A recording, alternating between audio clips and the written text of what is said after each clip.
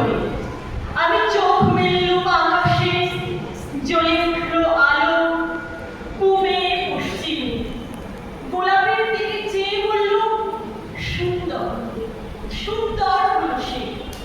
তুমি বলবে এই যে তত্ত্ব কথা, এ কবির বাণী নয়। আমি বলবো এ সত্য, তাই এ কাব্য।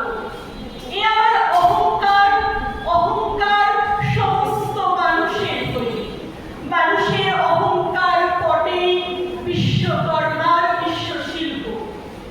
তত্ত্বজ্ঞানী জপ করছেন নিঃশ্বাসে প্রশ্বাসে, না না না, না পান্না, না চুনি, না আলো, না গোলাপ, না আমি, না তুমি।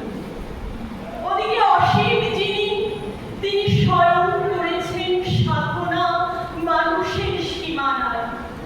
তাকেই বলে আমি। সেই আমির গহনে আলো আঁধারের ঘূর্ণ সঙ্গম। দেখা দিল রূপ, জেগে উঠল রস। না কখন ফুটে উঠে হলো হা মায়ার মন্ত্রে, রেখায় রঙে, সুখে দুঃখে। একে বলো না তত্ত্ব, আমার মন হয়েছে পুলকিত বিশ্ব আবির রচনার আসরে। হাতে নিয়ে তুলি, পাত্রে নিয়ে রং। পণ্ডিত বলছেন পুরো চন্দ্রটা নিষ্ঠুর চতুর হাসি তার মৃত্যুদূতের মতো কুড়ি মেরে আসছে সে পৃথিবীর পাঁজরের কাছে।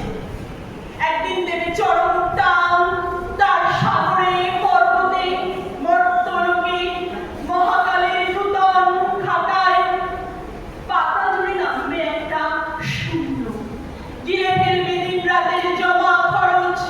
মানুষের কীর্তি হারাবে অমরতার ধান, তার ইতিহাসে লেপে দেবে অনন্ত রাত্রির কালি। মানুষের যাবার দিনের চোখ বিশ্ব থেকে নিভিয়ে নেবে রং। মানুষের যাবার দিনের মন ছানিয়ে নেবে রস। শক্তির কম্পন চলবে আকাশে আকাশে, জ্বলবে না কোথাও আলো। বিনাহীন সভায় যন্ত্রীর আঙুল নাচবে, বাজবে না সুর।